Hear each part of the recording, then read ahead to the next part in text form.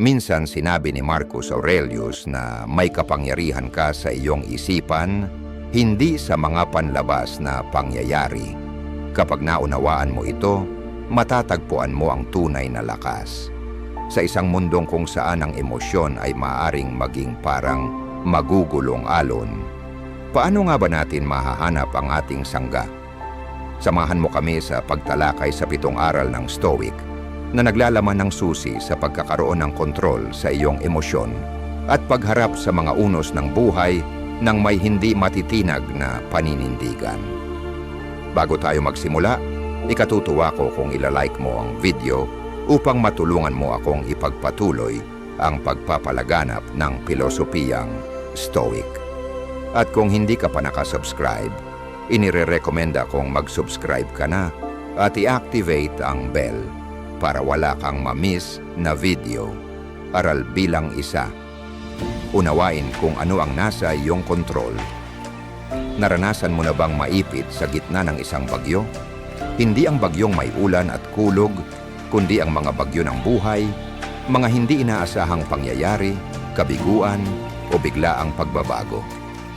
May aral ang mga Stoic, mga pilosopong mula sa sinaunang Gresya at Roma, na parang isang sangga sa gitna ng mga bagyong ito, ang dichotomy of control o ang pagkakaiba ng mga bagay na kaya nating kontrolin at ng mga hindi natin kayang kontrolin. Isipin mo ito, nagplano ka ng isang outdoor na kaganapan. Ginawa mo ang lahat ng paghahanda, pero biglang umulan. Hindi mo kontrolado ang panahon, gaano mo man kagustuhing ayusin ito. Pero ang reaksyon mo sa ulan, iyon ay nasa iyong kapangyarihan. Maaari kang malungkot, mainis, o pwede mong piliing mag-adjust, ilipat ang event sa loob ng bahay, o tingnan ang ulan bilang isang preskong pagbabago. Si Epictetus, isang Stoic philosopher na ipinanganak bilang alipin at naging isa sa mga pinakamaimpluwensyang pilosopo ng kanyang panahon, ay nagsabi ng simple pero malalim. May mga bagay na nasa ating kontrol at may mga bagay na wala. Parang simple lang, hindi ba? Pero sa simpleng katotohanan ito ay nakapaloob ang isang malalim na karunungan na may kapangyarihang baguhin ang ating buhay. Araw-araw humaharap tayo sa napakaraming sitwasyon. May mga bagay tayong kayang impluwensyahan, tulad ng ating pang-araw-araw na gawain, ang mga librong binabasa natin, o ang mga taong pinipili nating samahan. Ngunit marami rin ang lampas sa ating kapangyarihan, mga pangyayari sa buong mundo, kilos ng ibang tao, paglipas ng panahon, at pati na ang panahon mismo. Dito nagiging mas interesante ang pananaw ng mga Stoic.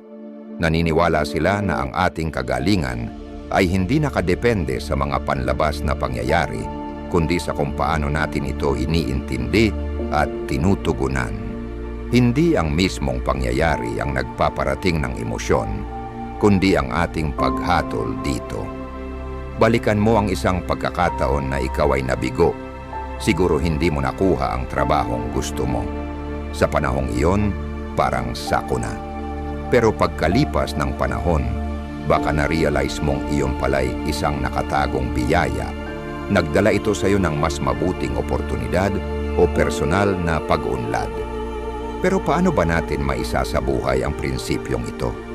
Simulan sa pamamagitan ng simpleng tanong, may kontrol ba ako rito? Kung oo, kumilos. Kung hindi, ito ay pagkakataon para magsanay ng pagtanggap at pagiging adaptable. Sa tunay na pag-unawa at paglalapad ng prinsipyong ito, mapapalaya natin ang ating sarili mula sa hindi kailangang pagdurusa. Maaari tayong maglayag sa buhay na may kapanatagan dahil alam nating kahit hindi natin kayang kontrolin ang ihip ng hangin, kaya naman nating ayusin ang ating layag. Sa isang mundong madalas ay magulo at walang kasiguraduhan, ang dichotomy of control ay nagsisilbing ilaw ng malinaw na pag-iisip. Ipinapaalala nito sa atin na ituon ang ating lakas sa kung saan ito tunay na mahalaga at tanggapin ng may kapayapaan na may mga bagay talagang lampas sa ating mga kamay. Aral bilang 2, magmuni-muni. Bago tumugon sa panahon ngayon ng digital na pamumuhay, kung saan ang pagiging mabilis ay laging pinapahalagahan, ang sining ng pagninilay ay tila isang relikya ng nakaraan. Ngunit sa katotohanan, ang mismong kakayahan nating huminto at mag-isip ay maaring maging ating kaligtasan sa isang mundong hinihingi ang agarang tugon. Isipin mo ang napakaraming pagkakataon kung saan kailangan nating magpasya, malalaki man o maliliit. Mula sa pagpili ng pagkain sa isang restoran hanggang sa pagdedesisyon sa tatahaking karera, napakalawak ng saklaw ng mga pagpipilian. Pero hindi lang ang laki ng mga desisyong ito ang mahalaga, kundi kung paano natin sila hinaharap. Tingnan natin ang isang karaniwang sitwasyon. Pagbabasa ng mensaheng nakakasakit ng damdamin.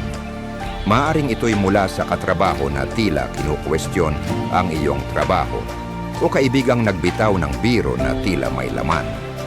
Ang natural na reaksyon ay madalas pagkairita o galit. Pero paano kung sa halip na agad sumabak sa agos ng emosyon, humakbang ka muna pabalik? Sa pagbibigay mo sa iyong sarili ng kaunting distansya, hindi mo pinipigilan ang iyong damdamin, kundi binibigyan mo sila ng puwang upang makahinga at maunawaan. Ang pagsasanay ng pagninilay ay hindi tungkol sa pagtanggap ng walang aksyon o sa pag-iwas. Ito ay aktibong pakikitungo sa ating mga iniisip at nararamdaman. Ito ay tungkol sa pagtatanong, bakit ako naapektuhan ng komentong ito? Anong paniniwala o karanasan sa nakaraan ang umaapekto sa nararamdaman ko ngayon? Ang reaksyon ko ba ay para sa kasalukuyang sitwasyon o dala ito ng mga bagahe ng nakaraan? Higit pa rito, ang pagninilay bago tumugon ay isang kasangkapan para sa empatya.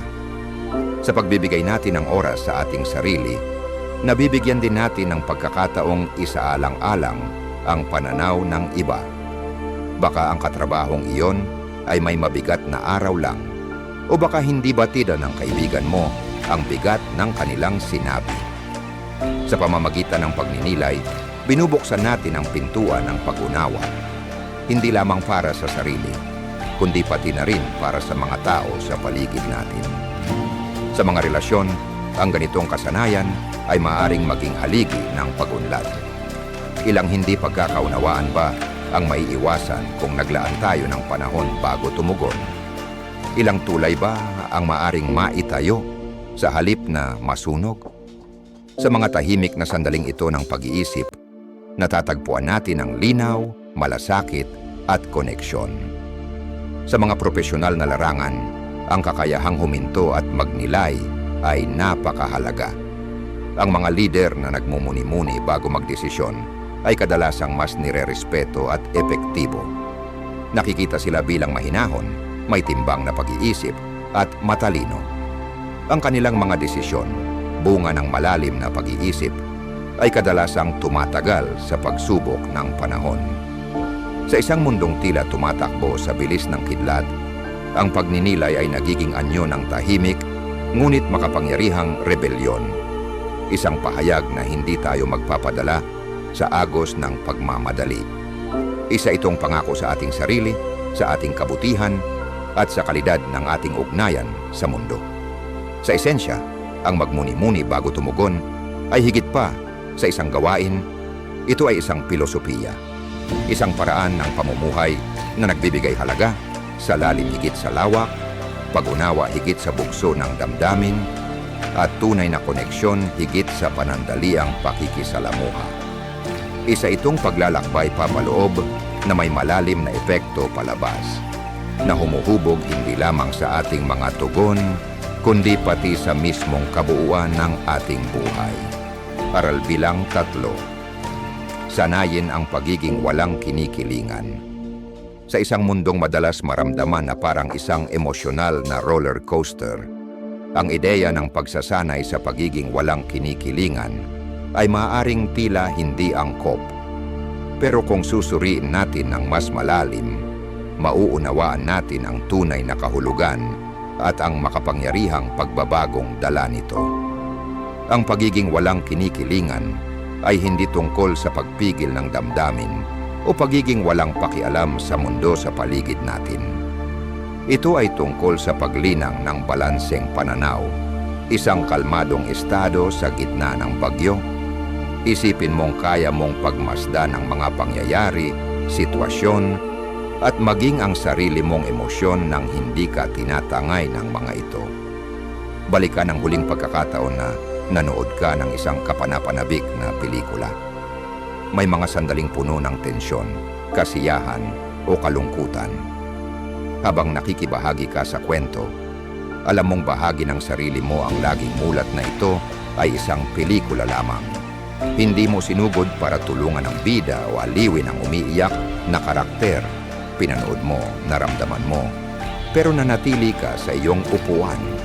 Ito ang esensya ng pagsasanay sa pagiging walang kinikilingan, ang pagiging lubos na nakikilahok sa buhay, nararamdaman ang iba't ibang emosyon, ngunit alam kung kailan mananatiling nakaupo sa teatro ng iyong isipan, nag-oobserba ng hindi nalulunod sa drama.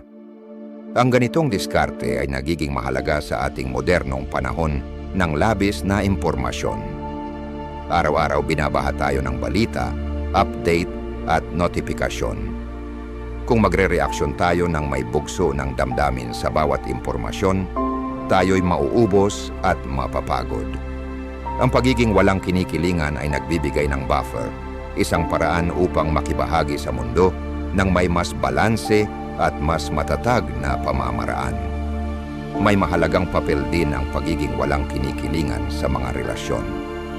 Lahat tayo'y nakaranas na ng mga pagkakataong uminit ang mga pag-uusap o nagkaroon ng di pagkakaunawaan.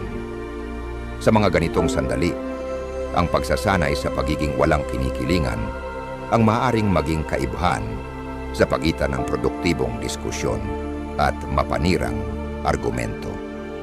Binibigyan tayo nito ng kakayahang makinig ng mas mabuti, tumugon ng maayos sa halip na mag-react at mag-navigate sa mga salungatan ng may pang-unawa at biyaya. Ang paglinang ng pagiging walang kinikilingan ay nagsisimula sa kamalayan sa sarili. Ang regular na pagsisiyasat sa ating emosyonal na estado, ang pagkilala sa ating mga trigger at ang pag-unawa sa ating mga pattern ay lumilikha ng puwang sa pagitan ng stimulus at tugon. Sa puwang na iyon naroroon ang kalayaang piliin ng ating reaksyon, kumilos ng may intensyon, hindi bugso ng damdamin. At bagamat ang pagiging walang kinikilingan ay tila paglayo mula sa mga kagalakan at kasiyahan ng buhay, ito'y sa katunayan nagpapalalim pa ng mga ito. Sa pamamagitan ng hindi pagiging labis na nakatali sa mga resulta, maaari nating lubusang malasap ang bawat sandali ng walang takot sa pagkawala o pagbabago. Ang pagsasanay sa pagiging walang kinikilingan ay tungkol sa paghahanap ng balanse sa mundong patuloy na nagbabago. Isa itong kompas na nagtuturo patungo sa panloob na kapayapaan. Ginagabayan tayo sa iba't ibang landas ng buhay ng may biyaya. Sa pamamagitan ng pagyakap sa ganitong kasanayan, hindi lamang natin pinayayaman ang ating sariling buhay, kundi nagdadala rin tayo ng kalmado at linaw sa mga tao sa paligid natin. Aral bilang 4, tanungin ang sarili. Mahalaga pa ba ito pagkalipas ng 5 taon? Ang buhay ay puno ng mga sandaling sinusubok ang ating pasensya, tibay ng loob at pananaw. Mula sa maliliit na abala gaya ng natapong kape hanggang sa mas malalaking hamon gaya ng hindi pagkakaunawaan sa mga mahal sa buhay, araw-araw tayong hinaharap sa mga sitwasyong pumupukaw ng iba't ibang emosyon. Sa init ng sandali, madali tayong matangay ng bugso ng damdamin. Isang hindi naabot na deadline, isang mapanuring komento, o isang nakalimutang anibersaryo. Lahat ito'y maaaring maramdaman na parang katapusan ng mundo. Ngunit may isang makapangyarihang tanong na maaring magbago ng ating pananaw at maghatid ng linaw. Mahalaga pa ba ito pagkalipas ng 5 taon? Ang simpleng tanong na ito ay nagsisilbing isang mental time machine. Isang paraang iniisip natin ang hinaharap upang mabalikan ang kasalukuyan ng may mas malinaw na paningin. Sa ganitong paraan, ang matinding pagtatalo o ang nakaligtaang oportunidad ay biglang nagiging mas maliit, mas maunawaan. Karamihan sa mga bagay na inaalala natin ngayon ay magiging mga pahinang halos di na maalala sa kabuuang kwento ng ating buhay. Isipin mo ang mga hamon at alalahanin mo 5 taon na ang nakalipas. Ilang sa mga iyon ang may saysay pa rin ngayon. Ilan ang natabunan na ng mga bagong karanasan, aral at alaala. Ang ganitong pagkakaunawa ay maaaring maging mapagpakumbaba at mapagpalaya. Kapag regular nating ginagamit ang tanong na ito bilang gabay, natutulungan tayong ayusin ang ating mga prioridad. Natututo tayong paghiwalayin ang mga pansamantalang abala sa mga bagay na may pangmatagalang epekto. Halimbawa, kahit gaano pa kasama ang isang araw sa trabaho, sa mas malawak na konteksto ng isang karerang tumatagal ng dekada, isa lang itong pahina. Ang ganitong pananaw ay nagpapalakas ng ating katatagan. Kapag hinaharap natin ang mga pagsubok, ang paalalang ito tungkol sa mas malaking larawan ay nakatutulong upang mapawi ang ating pagkabalisa at mapaunlad ang ating kakayahan sa paglutas ng problema. Sa halip na malugmok, natututo tayong magplano, mag-adjust at magpatuloy. Alam nating madalas ay hatid ng panahon ang kasagutan at linaw. Ngunit hindi lang ito tungkol sa pagbawas ng ating mga alalahanin. Hinihikayat din tayo ng tanong na ito na ituon ang atensyon sa mga bagay na tunay na mahalaga. Kung nais natin ang mga aksyon at pasyang may pangmatagalang halaga, dapat tayong mamuhunan sa mga relasyon, personal na pag-unlad at mga karanasang tumatagal sa pagsubok ng panahon. Sa isang mundong labis na nakatutok sa ngayon, ang tanong na mahalaga pa ba ito pagkalipas ng 5 taon ay nagsisilbing gabay tungo sa isang buhay na may layunin, malinaw na pananaw at panloob na kapayapaan. Sa regular na pagbabalik sa tanong na ito, matutulungan tayong harapin ang taas at baba ng buhay ng may biyaya at masigurong ang ating enerhiya at atensyon ay inilalaan sa mga bagay na tunay na may halaga. Aral bilang 5, panatilihin ang isang stoic na tala-arawan. Ang pagsulat sa tala-arawan ay kinilala na sa iba't ibang kultura at panahon, hindi lamang bilang tala ng mga pangyayari, kundi bilang kasangkapan ng pagmumuni-muni, personal na pag-unlad at paglinaw ng isip. Para sa mga stoic na nagbibigay din sa self-awareness at pagpapaunlad ng sarili, ang ganitong gawain ay mahalaga at likas na bahagi ng kanilang buhay. Ang isang stoic journal ay hindi simpleng talaan ng mga nangyari sa araw-araw. Isa itong espasyo ng pagninilay, isang tahimik na pakikipag-usap sa sarili, kung saan sinusuri ang damdamin, desisyon at mga naging tugon sa araw-araw. Dito nagtatagpo ang panlabas na mundo at ang panloob na kaisipan, kung saan ang mga kaganapan ay hinahambing sa ating mga pinahahalagahan at paniniwala. Isipin mong tinatapos mo ang araw sa pamamagitan ng hindi lang basta pagsasalaysay ng mga nangyari, kundi pagsusuri kung paanong tumugon ka sa mga ito. Bakit ka naapektuhan ng isang partikular na komento? Ano ang naging dahilan ng biglaang tuwa mo sa isang karaniwang gawain? Sa pamamagitan ng pagsuri sa mga ganitong karanasan, mas nauunawaan natin ang mga padron ng ating isipan, ang mga bagay na nagpapabago sa ating damdamin, ang mga halaga na gumagabay sa ating mga desisyon, at ang mga gawin na unti-unting humuhubog sa ating araw-araw. Si Marcus Aurelius, ang Romanong emperador at pilosopong Stoic, ay nagpapanatili ng sariling talaarawan na ngayon ay kilala bilang meditations. Hindi ito isinulat para sa publikasyon, kundi bilang isang personal na pag-uusap, isang paraan upang paalalahanan ang sarili ng mga prinsipyong Stoic at harapin ang mga hamon ng kanyang buhay ng may karunungan. Sa kanyang mga sulat, makikita natin ang isang taong nakikipagbuno sa kanyang responsibilidad, sa kanyang damdamin, at sa kanyang lugar sa universo. Ngunit hindi mo kailangang maging emperador upang makinabang mula sa isang Stoic journal. Sa modernong pamumuhay na puno ng tukso, ingay, at tuloy-tuloy na daloy ng impormasyon, ang pagbibigay ng oras para sa pagninilay ay lalo pang nagiging mahalaga. Ang araw-araw na pagsusulat ay maaring maging isang ritual ng pagbabalik sa sarili. Isang sandaling nagbibigay ng linaw sa gitna ng kaguluhan.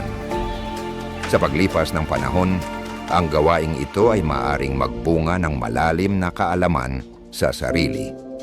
Maaring mapansin mong paulit-ulit kang nai-stress sa parehong uri ng sitwasyon. Nahudyat upang harapin ito o baguhin ang pananaw mo.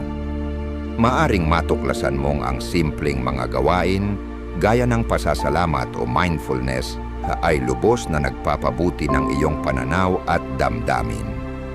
Ang mga pattern na ito ay maaaring magsilbing mapa patungo sa patuloy na pag-unlad.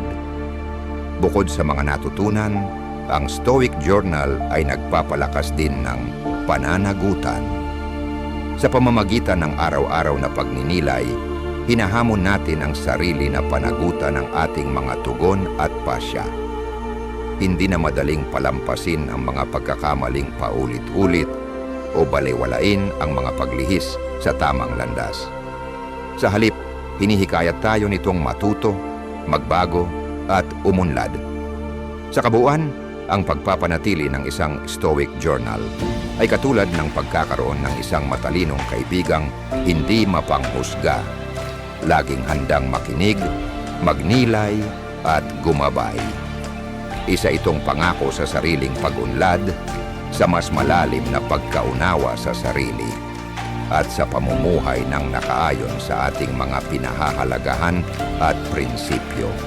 Aral bilang 6. Tignan ang mga balakid bilang mga oportunidad. Puno ang mundo ng mga hamon, mula sa personal na kabiguan hanggang sa malawakang kaguluhan. Ang mga balakid ay likas na bahagi ng karanasang pantao. Ngunit paano kung, sa halip na ituring ang mga ito bilang pabigat, makita natin ang mga ito bilang nakatagong oportunidad? Ang mga Stoic ay may makapangyarihang pananaw ukol sa pagsubok.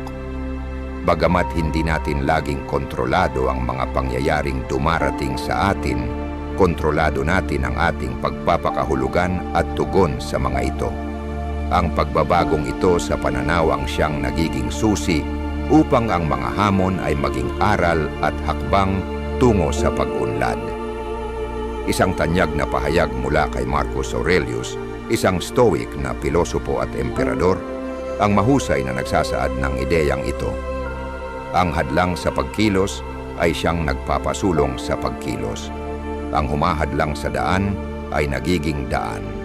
Ang ibig sabihin nito, bawat balakid, bawat hamon, ay maaaring magtulak sa atin pasulong kung pipiliin nating makita ito bilang pagkakataon upang lumago. Isipin mo ang isang ilog na hinarangan ng isang malaking bato. Sa halip na tumigil, natututo ang ilog na humanap ng ibang daan. Maaari nitong palambutin ang bato sa paglipas ng panahon o kaya'y humukay ng bagong landas. Ang batong tila hadlang ay naging daan ng pagbabago at sa huli binago ang direksyon ng ilog. Ganyan din sa ating buhay. Ang mga pagsubok ay maaring humubog ng bagong landas na hindi natin inaasahan. Halimbawa, ang pagkawala ng trabaho na noong una'y tila isang trahedya ay maaring maging daan upang tuklasin ang bagong karera, matuto ng bagong kasanayan, o simulan ang sariling negosyo. Ang isang nasirang relasyon ay maaaring maging hudyat ng mas malalim na pag-unawa sa sarili at paghahanda para sa mas makahulugang koneksyon sa hinaharap. Ang pananaw na ito ng mga Stoic ay nagdudulot din ng katatagan. Kapag natutunan nating tignan ang mga pagsubok bilang oportunidad, mas nagiging bukas tayo sa pagbabago at mas handang harapin ang hirap. Sa halip na itanong ang bakit nangyayari ito sa akin, natututo tayong magtanong ng ano ang matututuhan ko mula rito. Paano ako mahuhubog ng karanasang ito para sa ikabubuti ko? Hindi ito nangangahulugan na dapat nating hanapin ang problema o baliwalain ang tunay na hirap. Sa halip, ito'y paalala na sa bawat pagsubok ay may taglay na potensyal, isang binhi ng oportunidad. Sa pamamagitan ng positibong pananaw, pagtitiyaga at matibay na loob, ang mga balakid ay maaari nating gawing mga tuntungan patungo sa paglago, karunungan at kaganapan sa buhay. Aral bilang 7. Sanayin ang sarili sa pasasalamat. Sa malawak na hanay ng damdaming pantao, namumukod tangi ang pasasalamat bilang ginintuang sinulid na humahabi ng mga sandali ng kagalakan, kasiyahan, at mas malalim na pananaw sa ating buhay. Bagamat maaring kusang lumitaw ang damdaming ito, naniniwala ang mga Stoic na ang pasasalamat ay dapat isinasagawa ng may layunin, isang araw-araw na ritual upang manatili tayong nakaangkla sa kasalukuyan at mapahalagahan ang mga biyayang taglay na natin. Ang pasasalamat ay higit pa sa simpleng pagsasabi ng salamat. Isa itong malalim na pagkilala sa napakaraming puwersa, sandali at taong nagpapayaman sa ating buhay. Isa itong pagsasaisip ng kagandahan sa karaniwan, mga aral sa gitna ng pagsubok, at ang panandalian ng bawat karanasan na lalo pang nagbibigay halaga sa bawat isa. Si Seneca, isang kilalang Stoic na pilosopo, ay minsang nagsabi, ang tunay na kaligayahan ay ang tamasahin ng kasalukuyan ng walang pag-aalala sa hinaharap. Sa linyang ito, masasalamin natin ang diwa ng pasasalamat, ang pagiging ganap na narito sa ngayon, ang pagpapahalaga sa bawat sandali, bawat karanasan, at bawat pakikipag-ugnayan.